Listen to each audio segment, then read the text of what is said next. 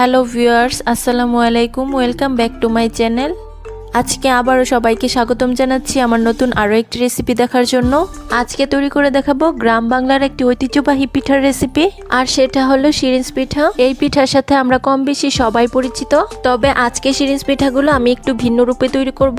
এই পিঠাগুলো পছন্দ করেন না এমন মানুষ নেই বললেই চলে। যে কোনো অনুষ্ঠান কিংবা বিয়ের উৎসবে এই পিঠাগুলো বানিয়ে পরিবেশন করতে পারেন। শুধুমাত্র 2 কাপ চালের আটা দিয়ে এই পিঠাগুলো তৈরি করে দেখাবো। আশা করছি ভিন্ন ডিজাইনের এই শিরিঞ্জ পিঠাগুলো সবার কাছে অনেক ভালো লাগবে। ভালো লাগলে প্লিজ একটি লাইক দিয়ে চ্যানেলটিকে সাবস্ক্রাইব করে দিবেন, আর পাশে থাকা বেল আইকনটি প্রেস করে দিতে পারেন যেন পরবর্তী ভিডিও নোটিফিকেশন সবার আগে পৌঁছে যায়। আর যারা ফেসবুক পেজ থেকে দেখছেন প্লিজ একটি ফলো দিয়ে দিবেন। তাহলে চলুন দেখে নেওয়া যাক মুড়ির মতো মুচমুচে অসম্ভব লোভনীয় এই শিরিঞ্জ পিঠাগুলো কিভাবে তৈরি করতে হয়। গ্রাম বাংলার ঐতিহ্যবাহী শিরিঞ্জ পিঠা তৈরি করার জন্য এখানে দেখুন ফার্স্টে আমি একটা মিক্সিং বোল নিয়েছি, আর এই মিক্সিং বোলটাতে আমি নিয়ে নিচ্ছি 2 কাপ পরিমাণ চালের আটা। আমরা ভাত রান্না করার ক্ষেত্রে যে চালটা ব্যবহার করি সেটা আমি গুঁড়ো করে নিয়েছি। তারপরে এখানে আমি অ্যাড করে দিচ্ছি স্বাদ অনুযায়ী লবণ। তারপর একটা হুইস্কের সাহায্যে এই সব কিছু উপকরণ খুব ভালোভাবে মিশিয়ে নিচ্ছি। বন্ধুরা, আমরা কিন্তু অনেক রকমের পিঠাই তৈরি করে থাকি। একদিন শিরিঞ্জ দিয়ে নতুনভাবে এই পিঠাগুলো তৈরি করে দেখুন। আশা করছি আপনার পরিবারের সবাই অনেক বেশি পছন্দ করবে। দেখতেই পাচ্ছেন লবণের সাথে আটাটা আমার খুব ভালোভাবে মেশানো হয়ে গিয়েছে। এখন আমাদের পিঠার জন্য একটা খামির তৈরি করতে হবে। তার জন্য এখানে দেখুন চালের গুঁড়ার মধ্যে আমি এখন পানি অ্যাড করছি, আর এখানে আমি কুসুম গরম পানিটা ইউজ করেছি। ঠান্ডা পানি দিয়ে পিঠার জন্য ডো তৈরি করলে পিঠাগুলো কিন্তু ভালো হবে না, পিঠাগুলো ভেঙে যাওয়ার সম্ভাবনা থাকবে। আর এই পানিটা কিন্তু একবারে দেওয়া যাবে না, অল্প অল্প করে অ্যাড করতে হবে। আর পিঠার জন্য একটা সফট ডো তৈরি করতে হবে। ডো তৈরি করার লাস্টে আমি এখানে বলে দিব কতটুকু পানি অ্যাড করেছি। দেখতেই পাচ্ছেন এখন আমি হাত দিয়ে খুব ভালোভাবে মধ্যে মধ্যে পিঠার জন্য একটা সফট ডো তৈরি করে নিচ্ছি। আমাদের অঞ্চলে এই পিঠাগুলো সাধারণত ঈদ কিংবা বিশেষ কোনো অনুষ্ঠানে তৈরি করে থাকি। বন্ধুরা, কার কার অঞ্চলে এই পিঠাগুলো ঈদের সময় তৈরি করা হয় আপনারা কিন্তু আমাকে কমেন্ট করে জানাতে পারেন। বন্ধুরা, দেখতেই পাচ্ছেন পিঠার জন্য আমার ডোটা তৈরি করা হয়ে গিয়েছে। আর এখানে আমার এই ডোটা তৈরি করার জন্য হাফ কাপের চেয়ে একটু বেশি পরিমাণ পানি লেগেছে। এখন আমরা এই ডো থেকে কিছুটা পরিমাণ ডো নিয়ে এর মধ্যে আমরা ফুড কালার অ্যাড করব। তার জন্য এখানে দেখুন অন্য একটা প্লেটে কিছুটা পরিমাণ ডো নিয়ে নিচ্ছি। তারপর এর মধ্যে আমি অ্যাড করে দিচ্ছি কিছুটা পরিমাণ অরেঞ্জ ফুড কালার। আপনারা চাইলে অন্য যে কোনো ফুড কালার এখানে অ্যাড করতে পারেন, আবার চাইলে ফুড কালার ছাড়াও পিঠাগুলো তৈরি করতে পারেন। ফুড কালার অ্যাড করলে পিঠার স্বাদে কোনো পরিবর্তন আসবে না। পিঠাগুলো দেখার সৌন্দর্যের জন্য আমি এখানে ফুড কালার অ্যাড করেছি। এখন আমি হাত দিয়ে খুব ভালোভাবে মথে ফুড কালারটা ডোয়ের সাথে মিশিয়ে নেব। দেখতেই পাচ্ছেন বন্ধুরা, ফুড কালারটা আমার ডোয়ের সাথে খুব ভালোভাবে মেশানো হয়ে গিয়েছে। এখন আমরা পিঠাগুলো তৈরি করতে চলে যাব। আজকের ভিন্ন স্টাইলের পিঠাগুলো তৈরি করার জন্য এখানে দেখুন আমি একটা সাদা পেপারের মধ্যে কলম দিয়ে স্কোয়ার শেপ এঁকে নিয়েছি, আর এর উপরে আমি একটা প্লাস্টিক পেপার নিয়ে নিয়েছি। এখন আমি এরকম একটা সিরিঞ্জ নিয়েছি, আর এই সিরিঞ্জটার মধ্যে কিছুটা পরিমাণ ডো আমি চেপে চেপে ঢুকিয়ে নিচ্ছি। দেখতেই পাচ্ছেন সিরিঞ্জের মধ্যে আটার ডোটা আমার ঢোকানো হয়ে গিয়েছে। আর একইভাবে আমরা যে অরেঞ্জ ফুড কালার অ্যাড করেছিলাম সেই ডোটাও সিরিঞ্জের মধ্যে ঢুকিয়ে নিব। প্রথমে আমি ফুড কালার দিয়ে পিঠা তৈরি করব। তার জন্য এখানে দেখুন আমরা যে স্কোয়ার শেপটা নিয়েছি তার উপর দিয়ে ঘুরিয়ে ঘুরিয়ে ডিজাইন করে নিচ্ছি। দেখতেই পাচ্ছেন ডোটা কিন্তু একদমই আটকে যাচ্ছে না, কি সুন্দর হয়ে পড়ছে। দেখতেই পাচ্ছেন বন্ধুরা, স্কোয়ার শেপটা দেওয়া হয়ে গিয়েছে। তারপর স্কোয়ার শেপের এই মাঝখানের খালি অংশটুকু লম্বা লম্বা করে টেনে টেনে ভরাট করে দিচ্ছি। বন্ধুরা, আমি স্কোয়ার শেপ দিয়ে পিঠাগুলো তৈরি করছি, আপনারা চাইলে কিন্তু আপনাদের পছন্দের যে কোনো শেপে পিঠাগুলো তৈরি করে নিতে পারেন। বন্ধুরা, দেখতেই পাচ্ছেন আমার খালি অংশটুকু ভরাট করা হয়ে গিয়েছে। এখন আমি এটার উপর আবারও লম্বা লম্বা করে টেনে স্কোয়ার শেপ দিয়ে ডিজাইন করে দিচ্ছি। এখন আমি এটার উপরে আবারও সিরিঞ্জ দিয়ে ঘুরিয়ে ঘুরিয়ে স্কোয়ার শেপটা দিয়ে দিচ্ছি। যেহেতু আমরা পিঠাগুলোর উপরে একটা ডিজাইন করেছি, তাই পিঠাগুলো যেন খুলে যেতে না পারে তার জন্য আমি আবারও এই পিঠার উপরে একটা ডিজাইন করে দিচ্ছি। তা না হলে কিন্তু পিঠাগুলো রোদে দেওয়ার পর খুলে যাওয়ার সম্ভাবনা থাকবে।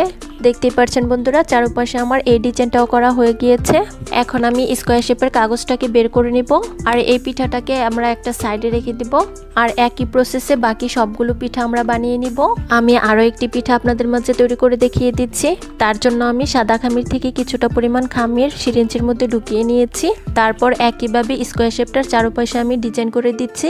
বন্ধুরা যারা আমার এই ভিডিওটি দেখছেন প্লিজ একটি লাইক দিয়ে চ্যানেলটিকে সাবস্ক্রাইব করে দিবেন, আর যারা পেজ থেকে দেখছেন প্লিজ একটি ফলো দিয়ে দিবেন। আর আমার অনেক বন্ধুরাই আছেন যারা ভিডিও দেখেন কিন্তু লাইক দিতে ভুলে যান, প্লিজ একটি লাইক দিয়ে দিবেন। বন্ধুরা সিরিজ দিয়ে তৈরি এই পিঠাগুলো বানানো তো একদমই সহজ, যে কেউ একবার দেখলে ইউনিক ডিজাইনের এই সিরিজ পিঠাগুলো তৈরি করে নিতে পারবে। আর এই পিঠাগুলো একবার বানিয়ে 1 বছর পর্যন্ত সংরক্ষণ করে রাখা যাবে, যখনই পিঠা খেতে ইচ্ছে করবে শুধুমাত্র তেলে ভেজে পিঠাগুলো খাওয়া যাবে। তাই অবশ্যই এই পিঠাগুলো একদিন তৈরি করে দেখতে পারেন, আশা করছি সবার কাছে ভালো লাগবে। দেখতেই পাচ্ছেন বন্ধুরা সাদা খামির দিয়ে আমার আরও একটি পিঠা তৈরি করা হয়ে গিয়েছে। এখন আমি এই পিঠাটাকেও একটা সাইডে রেখে দেব। আর এখানে দেখুন বন্ধুরা সাদা আর অরেঞ্জ ফুড কালারের ডো একসাথে মিশিয়ে একটা পিঠা তৈরি করেছি। আর দেখতেই পাচ্ছেন এই পিঠাটাও দেখতে কি অসম্ভব সুন্দর হয়েছে। এখন আমি বাকি সবগুলো পিঠাও অফ স্ক্রিনে বানিয়ে নিব। সবগুলো পিঠা বানানো দেখালে ভিডিওটা কিন্তু অনেক বেশি লং হয়ে যাবে, আর বড় ভিডিও কিন্তু অনেকেই দেখতে চান না। বন্ধুরা সবগুলো পিঠা আমার বানানো হয়ে গিয়েছে। এখন আমরা পিঠাগুলো ভাপ দিতে চলে এসেছি। তার জন্য এখানে দেখুন একটা কড়াইয়ের মধ্যে পর্যাপ্ত পরিমাণ পানি দিয়ে এর উপর একটা প্লেট বসিয়ে দিয়েছি। পানিটা যখন খুব ভালোভাবে ফুটে ধোঁয়া উঠতে শুরু করবে তখন আমি এর উপর একটি পিঠা দিয়ে দিচ্ছি। এখন আমি এই পিঠাটাকে সিদ্ধ হওয়ার জন্য একটা ঢাকনা দিয়ে ঢেকে দিব। এই পিঠাগুলো ভাপ দিতে কিন্তু খুব বেশি একটা সময় লাগে না, 30 থেকে 40 সেকেন্ড এই পিঠাগুলো সিদ্ধ করে নিলেই হয়ে যাবে।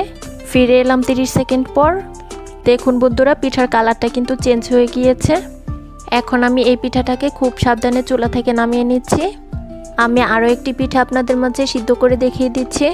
বন্ধুরা আপনারা চাইলে কিন্তু একসাথে অনেকগুলো পিঠা দিয়ে সিদ্ধ করে নিতে পারেন, তবে সেই ক্ষেত্রে কিন্তু পিঠাগুলো অনেক সময় ধরে সিদ্ধ করতে হবে, তা না হলে পিঠাগুলো ভালোভাবে সিদ্ধ হবে না। আর পিঠাগুলো যদি ভালোভাবে সিদ্ধ করা না হয় তাহলে কিন্তু এই পিঠাগুলো রোদে দেওয়ার পর ভেঙে যাবে।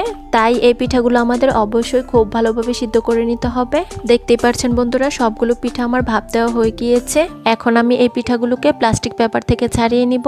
আর দেখুন এই পিঠাগুলো কি সুন্দর প্লাস্টিক পেপার থেকে ছাড়িয়ে নেওয়া যাচ্ছে।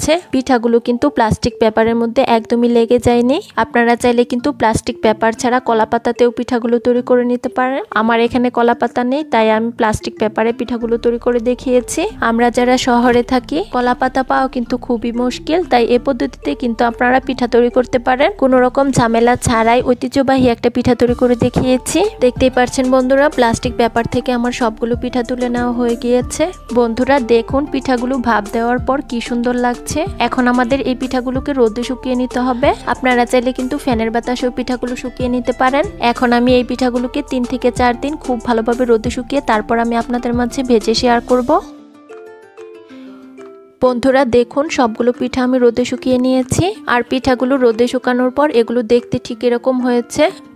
এখন আমরা এই পিঠাগুলোকে ভাজতে চলে যাব। তার জন্য এখানে দেখুন চুলায় একটা কড়াইয়ে পর্যাপ্ত পরিমাণ তেল দিয়ে খুব ভালোভাবে গরম করে নিয়েছি। এখন আমি এই গরম তেলের মধ্যে একটি পিঠা ছেড়ে দিচ্ছি। আর দেখুন পিঠাটা তেলের মধ্যে ছাড়ার সাথে সাথেই কি সুন্দর ফুলে উঠেছে। এখন আমি এই পিঠাটাকে উল্টে পাল্টে খুব ভালোভাবে ভেজে নেব। দেখতেই পাচ্ছেন পিঠাটা আমার হয়ে গিয়েছে। এখন আমি এটাকে তেল ছড়িয়ে তুলে নিচ্ছি। আমি আরও একটি পিঠা আপনাদের মাঝে ভেজে শেয়ার করছি। বন্ধুরা এই পিঠাগুলো সাধারণত অনেক বেশি গরম তেলে পিঠাগুলো ভাজতে হয়, তা না হলে কিন্তু পিঠাগুলো ফুলতে চায় না। আবার পিঠাগুলো যদি খুব ভালোভাবে রোদে শুকানো না হয় তাহলেও কিন্তু পিঠাগুলো শক্ত থাকবে, আর সেক্ষেত্রে পিঠাগুলো খেতেও কিন্তু একদমই ভালো হবে না। দেখতেই পাচ্ছেন বন্ধুরা আমার আরও একটি পিঠা ভাজা হয়ে গিয়েছে। এখন আমি এটাকেও তেল ছড়িয়ে তুলে নেব। বন্ধুরা দেখুন সবগুলো পিঠা আমার তেলের মধ্যে ভাজা হয়ে গিয়েছে। এখন আমি এই পিঠাগুলোর উপরে কিছুটা পরিমাণ চিনি ছিটিয়ে দিচ্ছি। আপনারা চাইলে কিন্তু পিঠাগুলো এমনিতেও খেতে পারেন। বন্ধুরা দেখুন পিঠাগুলো দেখতে কি অসম্ভব লোভনীয় হয়েছে। আমি একটি পিঠা আপনাদের মাঝে ভেঙে শেয়ার করছি আর দেখিয়ে দিচ্ছি এগুলো কতটা মুচমুচে হয়েছে। বন্ধুরা একদমই নতুনভাবে গ্রাম বাংলার ঐতিহ্যবাহী সিরিঞ্জ পিঠার রেসিপিটি শেয়ার করেছি। আশা করছি আমার আজকের ঐতিহ্যবাহী সিরিঞ্জ পিঠার রেসিপিটি আপনাদের কাছে অনেক ভালো লেগেছে। রেসিপি ভালো লাগলে প্লিজ একটি লাইক দিয়ে চ্যানেলটিকে সাবস্ক্রাইব করে দিবেন। আর যারা ফেসবুক পেজ থেকে দেখছেন প্লিজ একটি ফলো দিয়ে দিবেন। ধন্যবাদ সবাইকে। আল্লাহ হাফেজ।